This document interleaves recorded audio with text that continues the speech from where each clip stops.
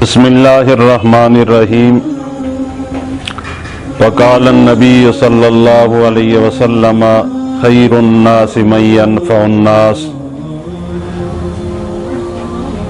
قابل صد احترام سامعین محترم، ناظرین کرام،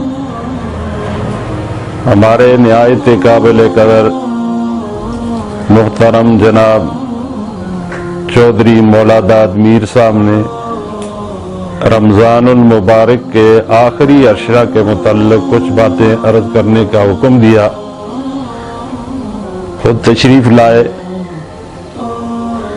تو اب موقع ملتا ہے تو خیر کی بات کو پھیلانا، اسے آگے پہنچانا، یہ اللہ اور اللہ کے رسول صلی اللہ علیہ وسلم کا حکم ہے۔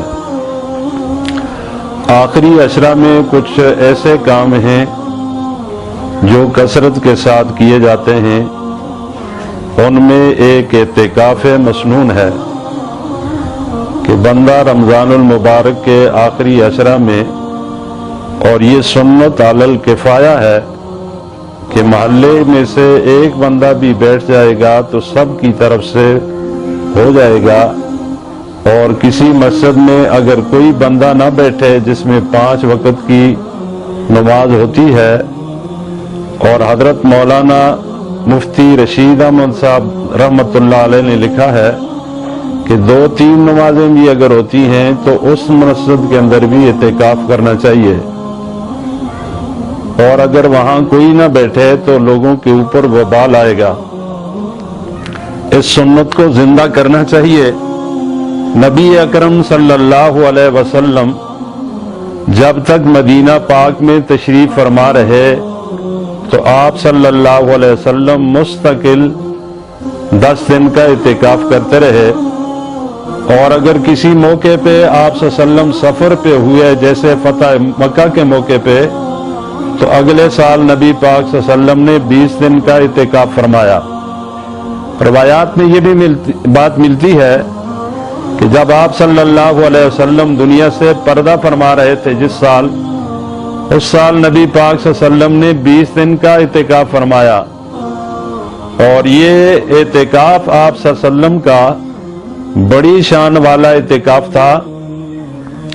خلفائے راشدین کے دور میں بھی یہ اعتکاف چلتا رہا، امت مسلمہ آج تک اعتکاف کے اندر بیٹھتی رہی ہے، یہاں تک کہ نبی پاک صلی اللہ علیہ وسلم کی ازواج مطہرات رضوان اللہ تعالی علیہم ان اجمعین بھی اعتکاف فرماتی رہی۔ سیدہ عائشہ صدیقہ رضی اللہ تعالیٰ عنہ نے اعتکاف فرمایا، حضرت حفصہ رضی اللہ تعالیٰ عنہ نے اعتکاف فرمایا، حضرت ام سلمہ رضی اللہ تعالیٰ عنہ نے اعتکاف فرمایا۔ آپ صلی اللہ علیہ وسلم سے انہوں نے اجازت لے کر کے اعتکاف فرمایا، اور ان کے لیے پردے کا اہتمام کیا گیا تھا۔ مردوں کے لیے اعتکاف جو ہے مسجد میں کیا جائے گا، اور خواتین کے لیے اب اپنے گھروں کے اندر ایک جگہ کو مسجد بنا لیا جائے۔ یہ مسجد اس طرح کی نہیں ہوگی جو شرعی مسجد ہے، یہ برکت کے لیے مسجد کا حکم اس کو دے دیا جائے۔ ویسے بھی گھر کے اندر ایک جگہ ہونی چاہیے کہ جہاں گھر کے مرد اور خواتین حضرات نماز پڑھا کیا کریں، اسی جگہ میں خواتین بھی اعتکاف کریں۔ اعتکاف کے اندر کچھ چیزیں بڑی دلچسپ ہیں۔ یہ اعتکاف کرنے والا ہمارے بابا جی رحمت اللہ علیہ کی زبان پاک میں یہ ہے کہ یہ اللہ کا مہمان ہے۔ حضرت حرسانی رحمہ اللہ ارشاد فرماتے تھے، اعتکاف کرنے والا اللہ کے دروازے پہ آ گیا ہے، اور یہ آ کر کے کہتا ہے، اللہ جب تک تو سب کچھ مجھے نہیں دے گا میں واپس نہیں جاؤں گا۔ جیسے بندہ کسی کے گھر میں سوال کرنے کے لیے جاتا ہے، وہ کہتا ہے مجھے کپڑے بھی دو، وہ کہتا ہے مجھے چادر بھی دو، وہ کہتا ہے مجھے کھانا بھی دو۔ جب اس طرح سوال کرتا ہے، یہ بندہ بھی اللہ تعالیٰ سے اس طرح سوال کرتا ہے۔ اعتکاف کرنے والا اللہ تعالیٰ کا مہمان ہے، تو اللہ تعالیٰ خود اس کا میزبان ہے، تو مہمان کو چاہیے کہ میزبان کے ادب کا خیال رکھے کہ میں اللہ کے گھر میں ہوں، اعتکاف کے حالت میں ہوں، مجھے ایسی کوئی بات نہیں کرنی چاہیے जिसकी वजह से मेजबान नाराज हो जाए। ये तो इतिकाफ के मुतल्लिक बात थी। इतिकाफ की मुख्तलिफ अक़साम हैं। इतिकाफ एक नजर होता है कि मन्नत मानी बंदे ने कि मेरा ये काम हो गया, मैं इतिकाफ करूंगा, और चूंकि रमजानुल मुबारक में ये इतिकाफ है, और अगर किसी का इतिकाफ टूट जाए तो उसको अगले साल इतिकाफ पूरा करना पड़ेगा। हमारे लोग इस सिलसिला में एहतियात नहीं करते, बल्कि बहुत सारे लोग गड़बड़ कर देते हैं। अल्लाह ताला हमारी हिफाजत फरमाए। ये बड़ा काम है तो बड़े काम के लिए परहेज भी बड़ी है, इसको परहेज के साथ आबाद रखा जाए। इसी तरह वो हिस्सा जो मस्जिद का है जिसमें नमाज पढ़ी जाती है, उस हिस्से के अंदर इतिकाफ किया जाए। बाहर जो धूप के लिए जगह छोड़ दी जाती है और वो मस्जिद का हिस्सा नहीं होता, जूते लगाने वाली जगह या जो सीढ़ी जो बाहर हो मस्जिद से और ऊपर दूसरी छत पे चला जाए, उससे वहां से जाने से भी एहतियात किया जाए। हाजत जरूरिया के लिए जो इतना वक्त है वो भी जाया न किया जाए। मजबूरी के तौर के ऊपर हाजत जरूरिया के लिए बंदा जाए और फिर वापस आ जाए। एहतिकाफ करने वाले हज़रात इस बात का भी एहतियात नहीं करते कि एहतिकाफ में वो बैठे ही आपस में जो है वो गप्पे लगाते हैं। अल्लाह के बंदो, तुम अल्लाह के मेहमान हो, अल्लाह ताला तुम्हारा मेजबान है। 10 के दिन के लिए परहेज करो बातों से। दुनिया की बातें वैसे भी करनी मस्जिद में जायज नहीं है, और एहतिकाफ की हालत में बंदा गप्पे लगाए, ये तो इंतहाई नामुनासिब बात है। मुझे एक हदीस याद आ गई, ये तमाम हज़रात के लिए है। नबी अकरम सल्लल्लाहु अलैहि वसल्लम इरशाद फरमाते हैं, जब बंदा मस्जिद में आए और वो दुनिया की बात करे, अल्लाह के फरिश्ते कहते हैं उसकुत या वली अल्लाह, ए अल्लाह के दोस्त, अल्लाह के सजन और अल्लाह के खास बंदे, चुप हो जा, ये अल्लाह का घर है, यूं ना कर। अगर फिर वो बातों में लग जाता है और चलता है दुनिया की बातों में, तो फिर उसके लिए लफ्ज इस्तेमाल करते हैं उसकुत या बगीज़ अल्लाह, अल्लाह के दुश्मन, अब चुप हो जा, अब भी तुम लगा हुआ है बातों के अंदर, अल्लाह के घर में तू बातें कर रहा है। और अगर तीसरी दफा फिर बात करता है तो आप सल्लल्लाहु इरशाद फरमाते हैं, फरिश्ता ये कहता है उसकुत वलानतुल्लाह अलैका औ कमा काल सल्लल्लाहु अलैहि वसल्लम, चुप हो जा, अल्लाह ताला की तेरे ऊपर लानत हो। तू कितना लानती है कि अल्लाह के घर में आकर के बातें करता है। इसलिए मस्जिद का बहुत एहतराम किया जाए। ये अल्लाह का पाक और मुकद्दस घर है, शान वाला और अजमत वाला घर है। इसका बहुत ख्याल रखिएगा, इसका एहतराम कीजिएगा। ये 20 का सूरज गुरूब होने से पहले पहले आप जो है आकर के मस्जिद के अंदर बैठ जाएंगे।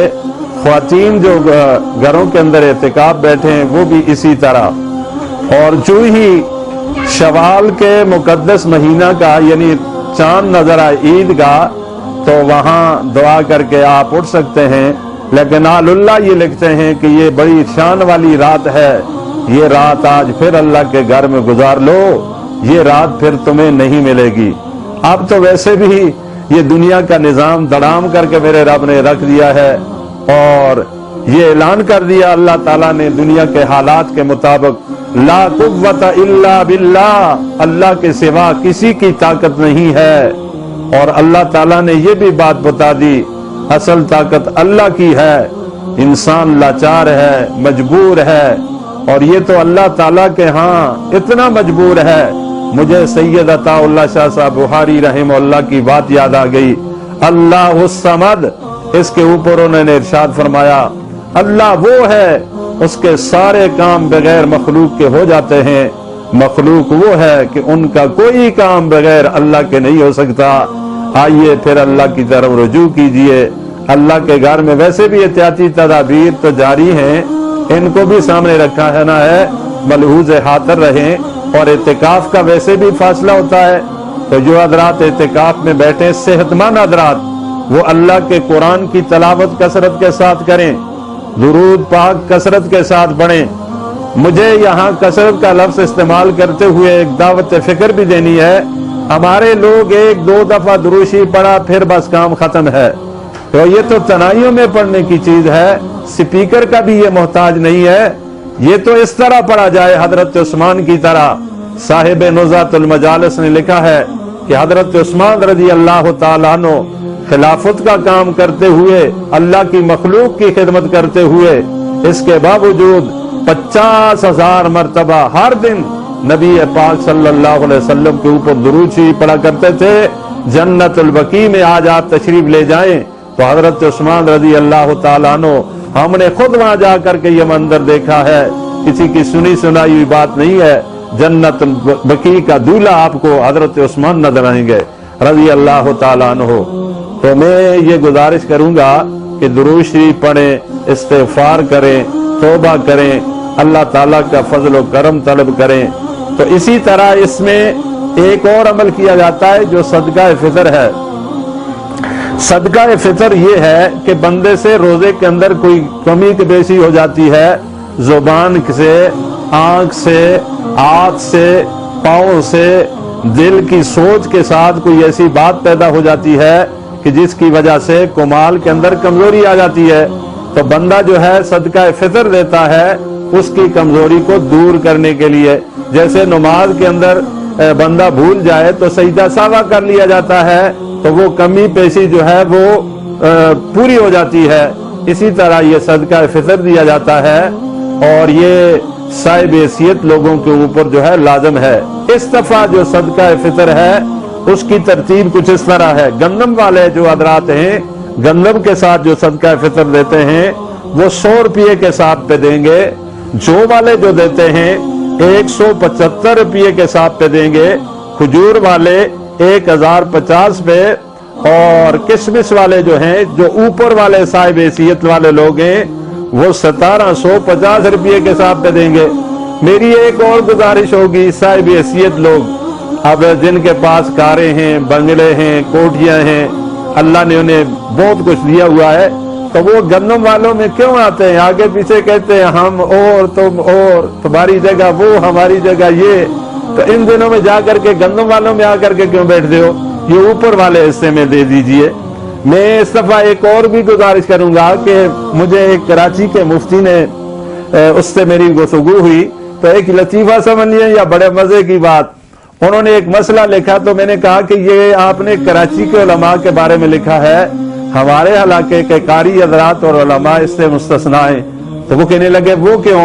मैंने कहा कि आपने उसूल शासी के मुताबिक फतवा देना था कि उस इलाके के हालात को पहले मालूम करें और उसके बाद फतवा दें। आपने कराची के मौलवी और कारी साहब की बात बयान करके इस इलाके के साथ भी लगा दी।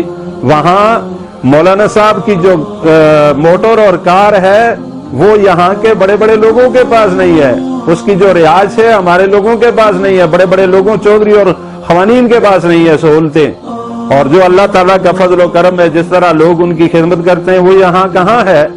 तो वो थोड़ी देर के बाद कहने लगा तो आपका क्या मतलब? मैंने कहा कि वहाँ जो है 1.5 लाख, 2-2 लाख, 3-3 लाख रुपये जो है वो वहाँ के उलमा और खुतबा को मिलता है। तो यहाँ बेचारा एक कारी साहब, उसको जो है 10,000 या इससे भी थोड़ी थोड़ी तनख्वाही मिलती है। तो इसके ऊपर तो भाई सदका क्या है, इसके ऊपर तो सब कुछ लगता है। इसके बच्चे हैं, इसके माँ बाप हैं, इसकी सफेद पोशी है। तो आपने मजबूरी तौर पे मसला बयान कर दिया। तो ये कुर्रा उलमा ये आपकी खिदमत के मुस्तहिक हैं, इनकी आप खिदमत करें और इन जंजाल में आप न पड़ें। जिस कारी कुरान ने आपको कुरान सुनाया और जब कुरान सुना करके वो सलाम फिरता है मिनल जिन्नत वन्नास, तो आप पीछे से ऐसे भागते हैं कि जैसे ये कारी साहब ने बहुत बड़ा गुनाह किया है। अल्लाह के बंदो, इसको अगर मेरे पास में कोई बात होती तो मैं बाहर मोटर ला करके खड़ी करता और चाबी उसके हाथ में देता, मकान बना करके मकान की चाबी उनके हाथ में देता।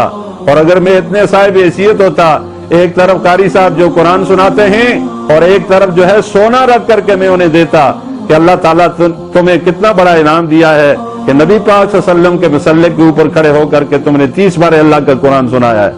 तो ये बात भी मैंने कह दी, इसलिए कि हमारे लोग जो है ना सवाल वगैरह ज्यादा करते हैं, काम वगैरह बेचारे कम करते हैं। तो मेरे भाई खुले दिल को रखिएगा। अल्लाह अकबर, अल्लाह अकबर। और याद रखिए जिन हज़रात ने उलमा, तुलबा اور قرآ کی خدمت کی ہے، اللہ تعالیٰ نے ان کے خاندانوں میں اس دین کو جاری فرمایا ہے۔ اور مولانا محمد عمر پالنپوری کی بات مجھے یاد آ گئی، اللہ کروڑوں ان کی قبر پر رحمت ازل فرمائے، فرمایا جنہوں نے علماء کا احترام نہیں کیا 10 نسلوں تک ان میں عالم قاری کوئی حافظ قرآن پیدا نہیں ہوگا۔ کتنا بڑا نقصان کر گیا اپنی نسل کا۔ تو ہم تو یہ کہتے ہیں کہ ان کے حضرات کے پاؤں دھونے بھی ہمارے لیے سعادت کا کام ہے۔ اسی طرح ایک دو اور گزارشات ہیں، جو غریب غربا ہیں ان کو جو ہے آپ پوشیدہ طور پہ خدمت کریں۔ پیچھے بھی چودھری مولا داد صاحب سے میں نے گزارش کی تھی کہ اللہ کی مخلوق کو ننگا نہ کریں، ان کے اوپر جو ہے آپ پردہ ڈالیں۔ تو یہ تھوڑی سی چیز دے کر کے اس کی تصویر نکال کر کے پوری دنیا کو دکھانا، یہ تو ادب اور انسانیت کے خلاف ہے۔ پھر میں جاتا ہوں نبی پاک صلی اللہ علیہ وسلم کی پاک بات کے اوپر کہ آپ صلی اللہ علیہ وسلم نے فرمایا خیر الناس من ينفع الناس، سب سے اچھا انسان وہ ہے جو لوگوں کے لیے بھلائی کے کام کرتا ہے۔ تو پھر آگے عید کی نماز ہے، اس کے لیے آپ نے یہ ضروری نہیں ہے کہ آپ نئے کپڑے ہی لیں، اور اس دفعہ تو میرے خیال میں ہمیں یہ نئے کپڑے لگانے ہی نہیں چاہیے۔ کیوں کہ پوری دنیا کے غریب اور روا کو نئے کپڑے نہیں، دھلے ہوئے کپڑے لگا لو بھائی، یہی کافی ہے، صاف کپڑے ہوں تو اب کوئی ضروری بات ہے۔ اور یہ شان والی رات، پھر میں اس موقع پہ یہ عرض کروں گا کہ رمضان المبارک کی شان والی رات، جب رمضان مکمل ہو کر کے عید کی رات والی عظمت والی عید کی رات آتی ہے تو ہمارے حضرات جوتے خریدنے کے لیے ساری رات بازار کا چکر لگاتے رہتے ہیں۔ تو بھائی جوتوں کے ساتھ تو عید نہیں ہے، عید تو نیک اعمال کے ساتھ ہے۔ میں اسی بات کے اوپر اپنی بات کو سمیٹنا چاہوں گا اور اللہ تعالیٰ سے دعا گو ہوں، اللہ تعالیٰ ان اداؤں کو، ان فضاؤں کو قائم رکھے اور پوری امت مسلمہ کے اوپر جو اس وقت پریشانی آئی ہوئی ہے اللہ اس سے محفوظ رکھے۔ یہ بڑی دعاؤں کے دن ہیں، بڑے فضل کے دن ہیں، اللہ سے مانگنے کے دن ہیں۔ میں پھر کہوں گا میرے بھائیو، اللہ کا ایک وہ دروازہ ہے، کسی کے دروازے پہ جاؤ آگے سے دور دور کی آواز آئے گی، آگے جاؤ آگے جاؤ آگے جاؤ۔ اللہ کا وہ دروازہ ہے، اللہ کہتا ہے مجھ سے مانگو، جو نہیں مانگتا میں اس سے ناراض ہوتا ہوں، کیوں نہیں مانگتے؟ یہاں تک کہ نبی پاک صلی اللہ علیہ وسلم نے ارشاد فرمایا تمہاری جوتی کا تسمہ ٹوٹ جائے وہ بھی تم اللہ سے مانگو۔ اللہ اللہ اللہ اللہ ہے، اللہ سے مانگیے گا، اللہ سے سوال کیجئے گا۔ یہ مانگنے کے دن ہیں، اللہ سے فضل مانگیے، اللہ کے یہ دن پھر واپس نہیں آئیں گے۔ شاید اگلے سال رمضان المبارک کا ماہ مبارک آئے تو ہم میں سے کوئی نہ ہو، مہینہ تو آئے گا، ہم نہیں ہوں گے تو پھر کیا ہوگا؟ اسی طرح ان دنوں میں آپ جو ہے اللہ تعالیٰ سے توبہ استغفار کریں۔ میں پھر ایک گزارش کروں گا کہ باقی تو اعضاء کا ہم روزہ رکھ ہی لیتے ہیں، لیکن سب سے مشکل روزہ جو ہے اس زبان کا روزہ ہے، یہ مشکل روزہ ہے۔ نبی پاک صلی اللہ علیہ وسلم نے ارشاد فرمایا جو اس کی اور اپنی شرمگاہ کی مجھے ضمانت دیتا ہے، میں محمد صلی اللہ علیہ وسلم اسے جنت کی ضمانت دیتا ہوں۔ تو میں چودھری مولا داد میر صاحب کے لیے دعا گو ہوں کہ وہ اچھائی پھیلا رہے ہیں، اللہ اس اچھائی کو پھیلاتے پھیلاتے ان کی اچھائی کی وجہ سے پوری دنیا پہ اچھائی پھیل جائے۔ ہمارے پیغمبر صلی اللہ علیہ وسلم نے دنیا میں اچھائی پھیلائی ہے۔ حضور صلی اللہ علیہ وسلم کی ایک حدیث سنائی جا رہی ہے، یہ رمضان المبارک کا درمیانی حصہ ہے۔ حضور صلی اللہ علیہ وسلم کا کتنا پیارا جملہ ہے، بشروا ولا تنفروا، اے دنیا والو، میری دنیا کے انسانوں، اس دنیا میں رہنے والوں، جا کر کے آگے خوشخبری بتاؤ اور پریشانیاں پیدا نہ کرو۔ یسروا ولا تعسروا، آسانیوں کا سلسلہ پھیلاؤ اور تکلیفیں دنیا میں پیدا نہ کرو۔ ایسا کوئی کام نہ کرو جس کی وجہ سے اللہ اور اللہ کے رسول نے منع کیا ہے۔ اللہ کی مخلوق کو تکلیف ہے، اللہ کی مخلوق پریشان ہو، اس پریشانی کا آپ حل بتائیں۔ تو میں اس وقت یہ کہوں گا کہ ساری دنیا کے ڈاکٹر حکیم یہ لاجواب ہو گئے اور انہوں نے کہہ دیا کہ ہمارے پاس اس کا کوئی علاج نہیں ہے۔ ہم آپ کو بتاتے ہمارے پاس اس کا علاج ہے، اللہ کا ذکر، قرآن کی تلاوت اور اللہ کی مخلوق کے اوپر خفیہ ہاتھ سے خرچ کرنا، صدقہ خیرات کرنا اس مصیبت کو ٹالنے کا سب سے بہتر ذریعہ ہے۔ اور کچھ وظائف وغیرہ جو بتائے جا رہے ہیں ہمارے بزرگوں نے، وہ ہم نے بھی لکھے ہیں اور حضرات نے بھی لکھے ہیں، انشاءاللہ العزیز کوئی پریشانی والی بات نہیں ہے، جس نے جانا ہے تو جانا ہے، احتیاطی تدابیر کے ساتھ۔ اللہ پاک کی ذات کے اوپر ہمیں اعتماد ہے، ہم کہہ سکتے ہیں کہ جن علاقوں سے پانی پہلے چلا ہے وہاں دوبارہ اللہ چلائے گا۔ اللہ عافیت والا معاملہ فرمائے، فضل و کرم والا معاملہ فرمائے۔ آج سیدہ عائشہ صدیقہ رضی اللہ تعالی عنہا بھی دنیا سے پردہ فرما گئی تھی، اور ان کی بھی بڑی عظمت ہے، بڑی شان ہے، ماں کا بڑا مقام ہے۔ ہم ان کے دوپٹے کے واسطے سے وہ جو بدر کے اندر لہرایا گیا تھا، اللہ اس کے سائے کے نیچے آنا چاہتے ہیں، اور غزوہ بدر ہوا، اللہ تعالیٰ نے فتح نصیب فرمایا۔ باطل اور کفر کا یہ پہلا معرکہ تھا، تھوڑے لوگ بڑے کفار کے اوپر غالب آ گئے۔ یہاں سے یہ پتہ چلتا ہے کہ جنگیں جو ہیں وہ ایمان کے ساتھ لڑی جاتی ہیں، وسائل کے ساتھ نہیں۔